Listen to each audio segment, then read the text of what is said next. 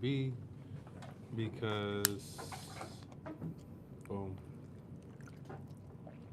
okay, I think we'll be all right. So we live, we good? Let me double check real quick. Oh, yeah, we good. We good. 28 seconds. So let's go. So back to your question about smoking weed and basically does it hinder performance? Is that Yeah, like the kind of does where it we're hinder going? performance? Does it affect your motivation, your drive? Does it make you lazy? Bro, I really believe it depends on the person and their environment Hmm. because some people have made a career off of being high, like Wiz Yeah, Khalifa, yeah, right? Some people I see they let the weed take over them. They okay, I don't feel like doing anything.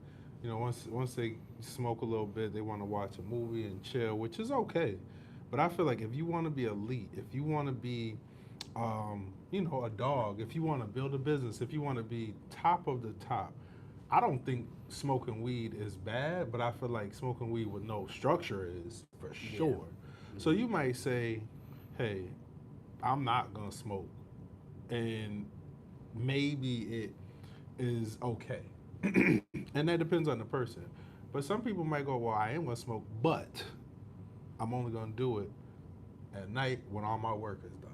Hmm. That's a level of structure right there, Yeah, right? Now the other thing is like when I say environment, if you're someone who always smokes with other people, now it's kind of like that group mentality of, oh, who rolling up, who like where the weed at, whatever, right? hmm, Now, here's where I'm going with that though. If the people that you choose to smoke with are not people who are helping you grow, they probably are taking you down.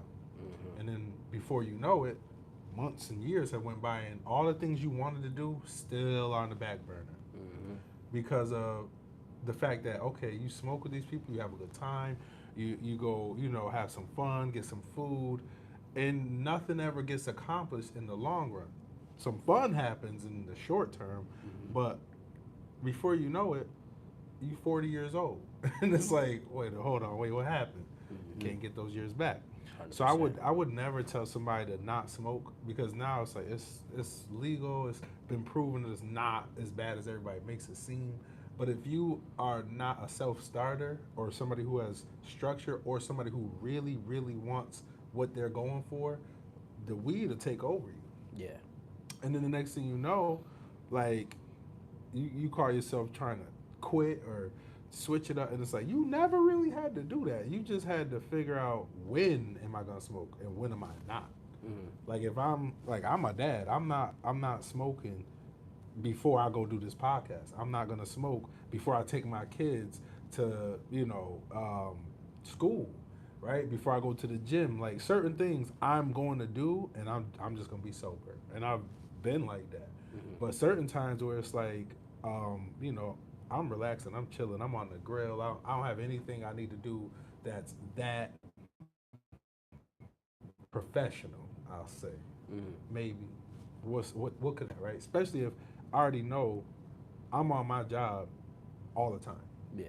So it is what it is. But I think it's very important to understand that just like any other thing, like weed can be addicting. We might think it's not, Yeah. but I feel like it can be, just like food can be, Yeah. just like Facts. so many other things. But if you don't acknowledge it, then you think, oh, I could stop anytime. Yeah, you probably could, but will you? You know Hmm. what I mean? So You gotta like, you gotta accept that. Take it exactly. from So yourself. I would say, like, if somebody came to me and said, hey, I want to do all this and I want to do all that, but should I stop smoking? I would say, well, who do you spend time with? Because maybe that person smokes only by themselves. Hmm. Then you don't gotta really worry. But make sure your calendar is right. Make sure your day to day, like you got your little notebook of to do today kind of Hmm. thing, so that I'm gonna look at it as I'm gonna accomplish what I need to accomplish today. By the end of the night, maybe I'm chilling and something is lit, maybe. And I would say that you still are a winner. You know what I mean? Like you Yeah. you have accomplished what you need to accomplish, especially if the next day is already planned out too. And that's what I mean by your calendar. But I will say another thing that's just I hope really adds some value to this answer. Sometimes you so sober, straight and square or whatever that you do need to kind of go into that realm of whatever, right? To create and put together the structure you want so that when you go to sleep and wake up, I know what I'm doing. I Mm-hmm. dreamed it up when I was high, kind of thing, but I'm gonna make it real. Yeah. And I would almost say probably in history there were people who were like that. You know, like Shakespeare or whoever. Like if we look back, I don't know everybody was sober. The Yeah. the most powerful people, like even I remember Elon Musk. He was on a podcast. I forget who, maybe Joe Rogan, literally smoking on the podcast. Word. Yes, bro. You can. This is like you can Yo. easily just Google this because they it was memes about. This is older though. This is maybe like 2018, 2019. But like, come on now. CEO of Tesla. This dude is Donald Trump right hand man. Any given days, like clearly he is doing it or has done it and still accomplished a lot. Yeah. So I can't ever be like, oh, it's gonna ruin your life. Not really. Maybe these other drugs. I don't know. I'm not talking about that. I don't know nothing about these other drugs, but as far as that, it's like that. I'm just saying, you got footage of Elon Musk smoking, Yeah. and he's brilliant. So like, Facts. just saying. So in terms of like, I've heard Nipsey Hussle say anything in excess is not good for you, and Exactly. one of the reasons he said that he stopped smoking was because he had to be on time to things, he had to be on camera, and he had a reputation to Right. protect. So he didn't want to be seen as that person that was Exactly. smoking or come in and he said smelling like weed and he was like, yeah, people notice that stuff and they may say they don't hold it against you, but they really do hold it against you. They definitely do. Cause they won't forget it. It's not like they're gonna, 100%. go okay. It's all right. No, like that's. I feel like that's definitely true. And in terms of smoking in excess, like say somebody that smokes every day, 7 days a week, like how would that affect somebody? Do you think? I think this is still the same answer. It depends on your structure and your environment. But I feel like as every day, 7 days a week. See, this is why it's tough to answer that because every day, 7 days a week, could still only amount to a little bit of weed. Like you know what I Yeah, mean? But if okay, you rolled up every hour on the hour, 7 days. That's a different. You know what I yeah, mean? that's a fact. And that could be in excess. So I feel like we all need to know our tolerance. Like one thing, I'm gonna get real candid and I'm gonna keep it honest on this show because we live and whoever sees this, it is what it is. This was over 10 years ago, but when I was smoking, right, I would back. This is back in the days. This is like people wasn't even copping apes like that. It was like people got dimes. You got your little 2 for 15, 3 for the dub, whatever. And I remember if I spent $20, I'm gonna probably roll three of them. I'm gonna roll three of them. Them gonna last me maybe 3 days, right? Mm, And in that $20, it may have been a gram. But somebody I know, not gonna say any names or how I know them, but one time we smoking, he's smoking, he rolls the whole gram, and I'm just like, okay, I'm just there. He like, like, cause it's not my weed, it's not me rolling up. I'm basically just he just like, yo, smoke with me. I said okay. I was so happy I was off that day because I swear to you, as he's rolling it, and I'm just thinking like, damn, that's a lot, like in my mind. But you know how it is. Like you're not gonna be like, I'm straight, never mind. You just, bro, we hitting the weed. He hitting, I'm hitting it, and quickly I realized like, oh shoot, hold on, bro. This is my son's school. Give me 1 second. yep, yep. Hello. Hi, is this Mr. Davis? Yes, Hi, this is Rachel Corzip over at Elmcrest. How are you? I'm doing well. I'm actually live on the podcast right now. What's going on? Is everything okay? Oh, no. Listen, Julian is just fine. I just want to let you know something that happened on his way leaving lunch, but he is perfectly fine, so you can call me another time. Okay, I'll call you back. Okay, thanks so much. All Bye, right. Mr. Davis. Yep. Real stuff right there. So anyway, so I'm realizing I'm higher than I ever was, and I'm just like, damn, I can't even move. Like I'm on the couch feeling like glue. Like I'm just sitting there like, and I said to him like, bro, why you do like why how come you don't just like break it down a little bit like how come you roll everything in one? And he was just like, cause you be higher, and I'm just like, that's when I realized I don't need to ever be that high. Like it's Yeah, levels. You see what yeah, I'm saying? Like facts. you like, I'm okay, but then I was like, here, and I'm on the couch, literally thinking to myself like, bro, if I was at work, I would be cooked. Like I was worth nothing. Like I'm just on the couch, just there, like literally like just there. Like so, I remember he gets up, he walking around normal. I'm just like amazed, like bro, what is going on right now? Like, cause I'm like, how are you functioning? Mhm. And then maybe I was lightweight, who knows? But that was his norm. But to be honest, and this is why I'm not bringing up, his name or how I know him or anything. Never amounted to anything. Like I can't think of a day where he was doing something where I'm like, that's pretty dope. Nope. All he did was smoke. So yeah, his tolerance was high, but that was it. Mhm. Never amounted to much. I don't know where he is to this day. like, so he might still be out here smoking, but it's just like I feel like that's a good example of excess. And in that moment, I knew I don't ever need to be this high. Mhm. Never again. So I was just like, okay, well, never smoked with him again. And what I'm doing by myself is enough Mhm. because I'm straight. I know what I want to do, what I don't want to do, and what I didn't want to do was be too high to walk around. So I ended up taking a nap, waking up, eating, and then just thinking like, yeah, nah, like that was. But all I'm saying is, when you're doing it like that, there's no room for you to do anything else really. Mhm. You know what I mean? So that's just my 2 cents on it. You might have stories of your own where it's craziness happened or whatever, but Mhm. bro, I'll never forget that day because I'm just like what's going on? Like it was crazy. It was Yeah, I think crazy. that with that is like sometimes it does put you in that mindset to where it's like you don't want to do nothing. Like Yeah, you don't want to go create. You definitely don't want to get no work done because that take exactly. too much brain power, and it's like that could be avoided by just not smoking at all. And I feel like nowadays, it's more people that smoke than Hmm. people that don't. So if somebody wants to be different, all you gotta do is not smoke. True. And then if you don't smoke, then it's like now you're separating yourself from the crowd. And they say in order to get something that Yeah. that a lot of people don't have, you got to do stuff that a lot of people don't do. And if everybody smoke, then all you got to do is not smoke, and that gives you a edge. Because Yeah. mental clarity is definitely a thing too, though. And Yeah. when it comes to sleep, they say when you smoke, you lose a lot of your rapid eye movement. So your REM sleep isn't to the same caliber. I didn't even know that. So That's dope. you get better sleep, um, and then obviously, if you playing sports and stuff like that, if you're not smoking, your endurance may be a little bit better Yeah. because smoking can get you out of breath sometimes.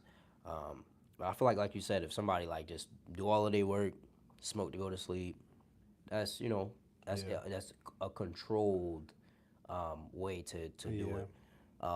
But I feel like everybody needs breaks at times, Mm-hmm. and taking those breaks can be very beneficial for anybody that actually does it because their mental clarity is improving. They're getting better sleep. Yeah. They can wake up easier, in my opinion. Wake up easier. But I wanted to bring that up because a lot of Yeah. people are doing it, and it's super popular. It's Yeah. legal in a lot of places. There's dispensaries everywhere, and I feel like it can get to a point where it is being used in excess. But Yeah. it's a lot that goes into it for sure. I like that you threw in the Nipsey kind of perspective because I really believe that like too much of anything can be bad. So I think that could be like the baseline rule with everything you just asked. Like too much Mm, of it can be bad, but yeah, I'm not saying you shouldn't do any because I don't know. I mean, I know a few people who are just completely sober and they are very successful. But I mm, also know a lot of successful people who are not sober. So, it is what it is. I mm. just leave it at that. It is what it is. Do you think those successful people that are not, do you think they do it every day? Yes, but like a little bit. Like me, like bro, I smoke a little bit, like a little bit, Mm, just a little bit. Cause if my if it comes down to it, everybody in my house is asleep when this happens, and mm. then I'm gonna go sleep too. So like, it's like it's never like oh, I'm smoking before we go out to eat, or I'm smoking before this, smoking before. It's never a smoking before situation. Mm-hmm. So since it's like, okay, late night, just take the edge off and go to sleep, like it ends up not being a lot. Mm-hmm. Um, Facts. but that's also because, like I said, like bro, if I'm waking up at 5 a.m., I'm a basically get myself ready to get to the gym from 5:30 to 6:30. Then I got to get from the gym back home before 7 because my wife is going to work. Where is there room for me to be doing that, right? Nah, So then facts. now I'm brushing my kids' teeth, brushing their hair, getting them dressed, putting Vaseline on their face. All of these things that take time that I'm doing take away from me doing that, and I'm 100% fine with it. Mm-hmm. And next thing you know, it's now we're doing a podcast. I'm locked in, Yeah, but facts. like 9:45 tonight, everybody sleep. You never know. Like that's just how it goes. Yeah.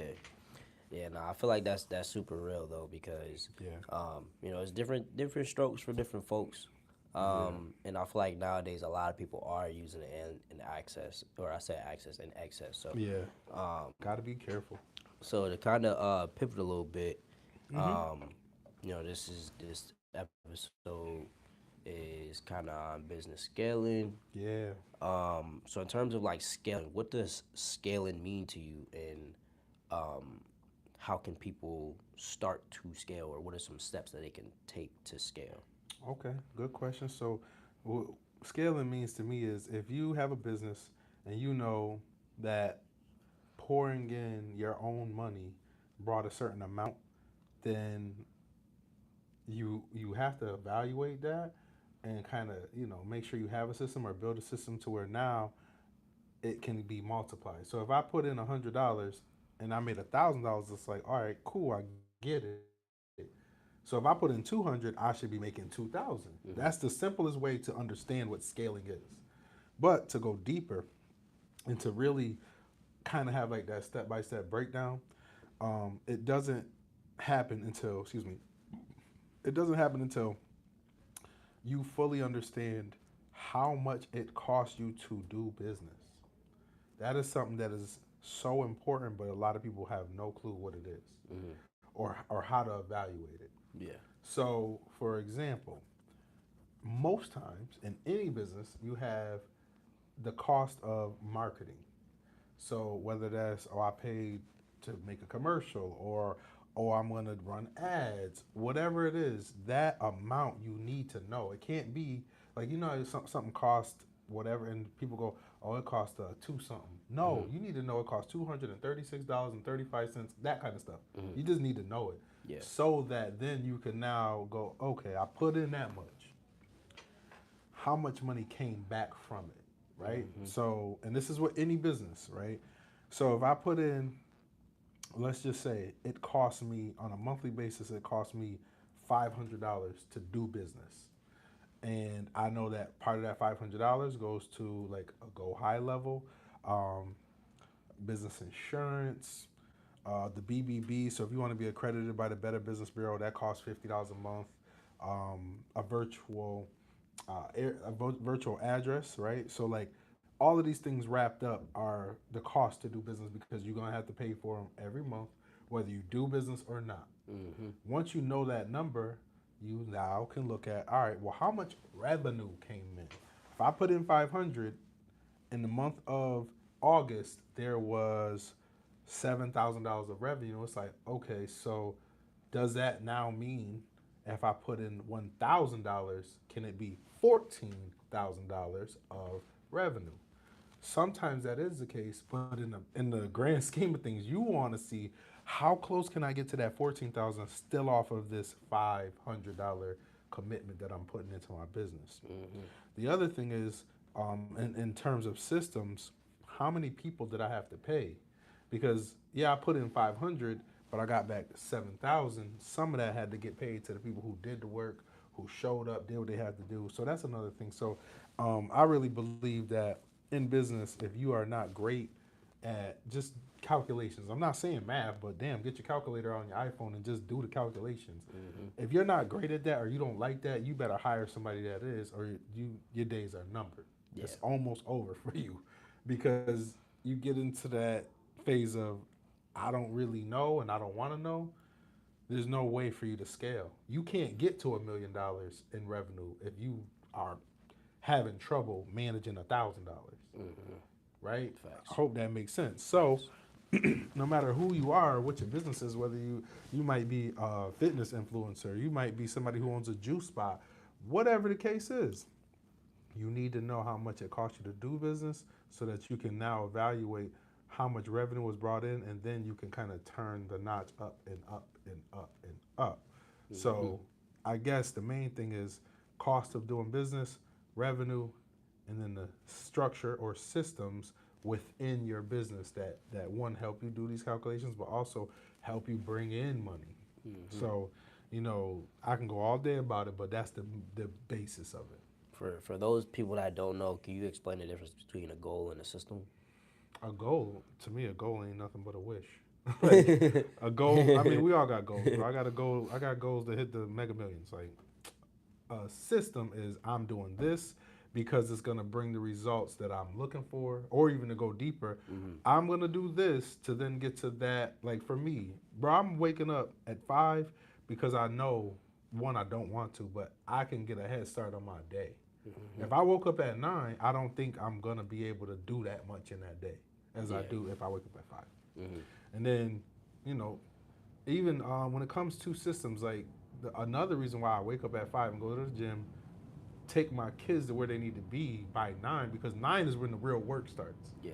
But if I was just willy-nilly, no system, just I don't feel like it today, I'm at home, it's 10:30 and my kids ain't at school.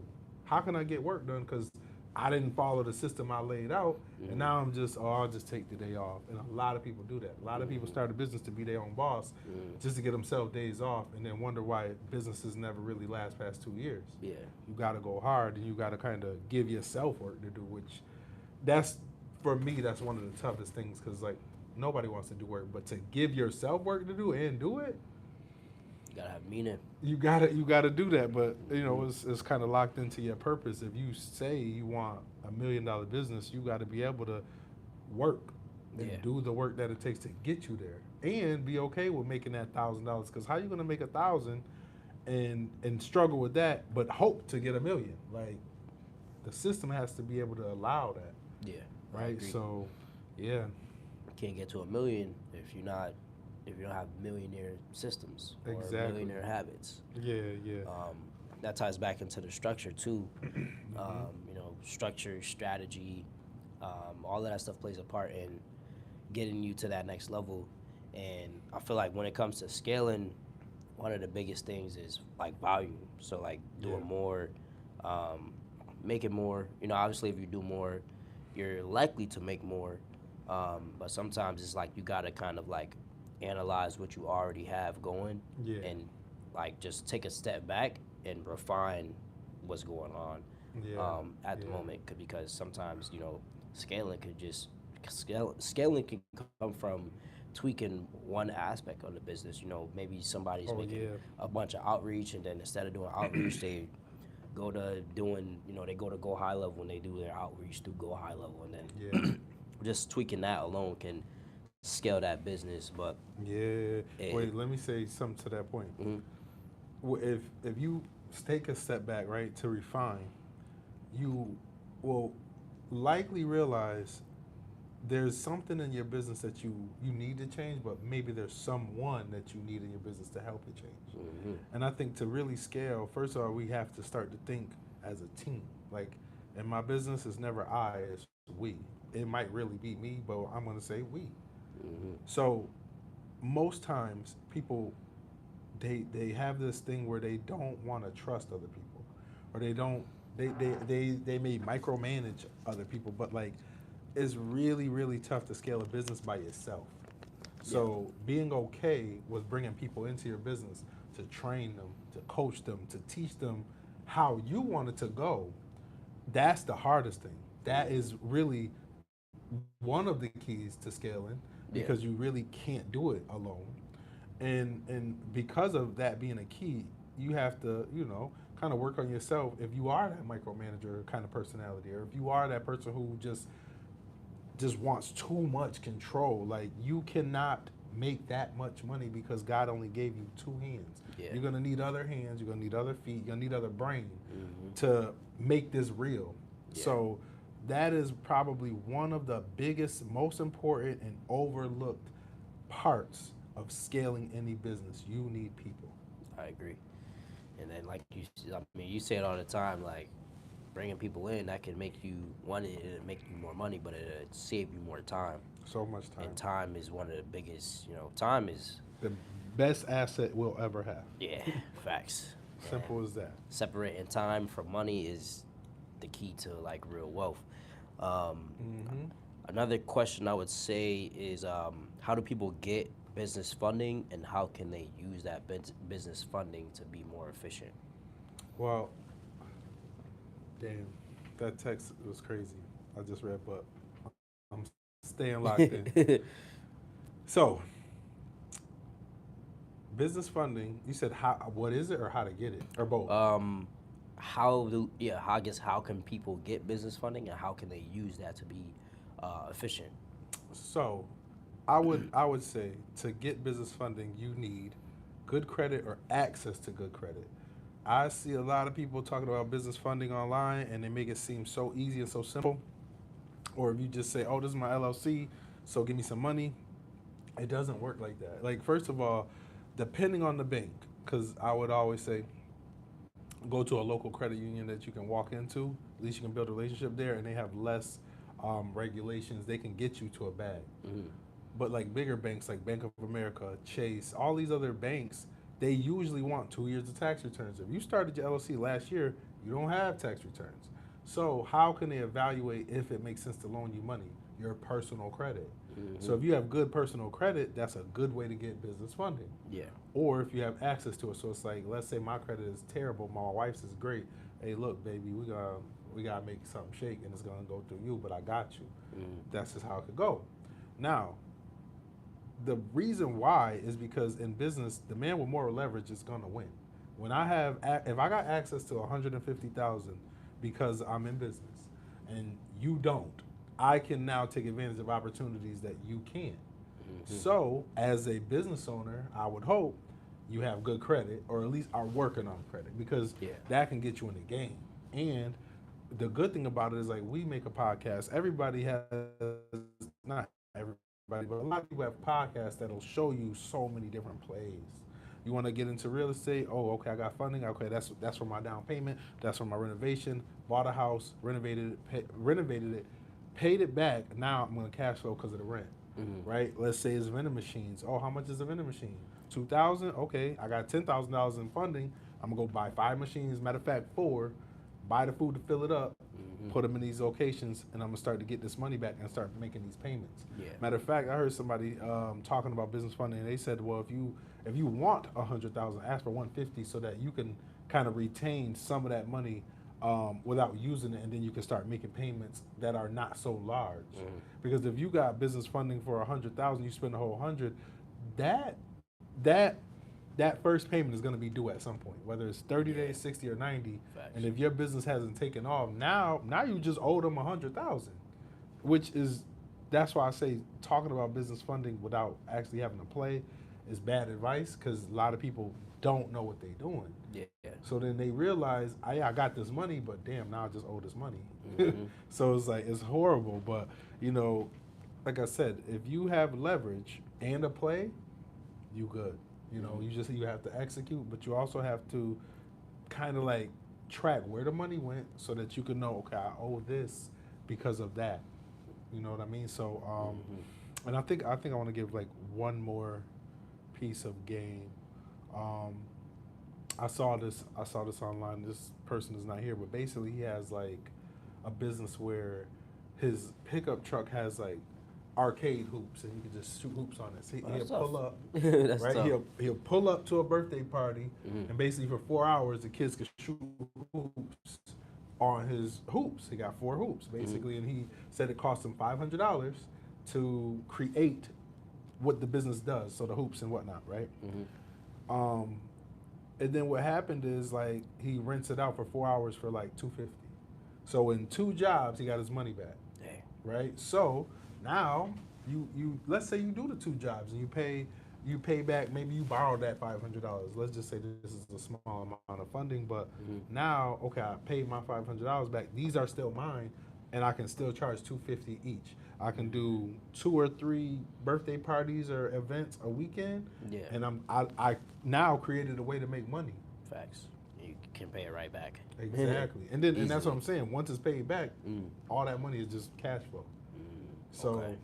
it's Wow. crazy, but that's exactly why I say like it's too many ways to make money now. Like you can't be broke. Like it might be tough at first, but that I just gave 3 plays right there. Yeah, So real that's a estate, vending fact. machines, event, not shooting or Yeah, whatever. facts. Dang, man. Yeah, I might have to. I have to get back on one on the speaker rental Johns. Hmm. Um, but yeah, I think that's a really good way to look at it because a lot of people, have some people think that they can't get business funding, Right. but it's very doable. But if say like if we ask the average person if they got like 100,000, what would they do with it? A lot of times it probably wouldn't be something business related, or it probably wouldn't be something to make that 100,000 go to 200,000. So Right. it really comes down to the mindset and the mentality. But if a person is looking to scale a business, business funding is very, ideal, and it's something Exactly. that's going to help them get to the next level. Um, and I feel like that's something that's needed to try to get your business from one place to the next. So, Exactly. Hold on, I gotta take the. but yeah, I This. think we at is 10110, Oh yeah, you gotta get on and that skill builder. I do gotta hop on the skill builder. So this is episode 9 Okay. for y'all. Appreciate y'all for tuning in, Okay. and we're gonna be back next week. Let us know what y'all want to see in the comments going forward. And yeah, appreciate y'all for tuning in. Talk to Yeah. y'all soon, man. Sorry about my phone blowing up. Oh man, this is crazy. I'll tell you about it when we end. Life of a business owner, man.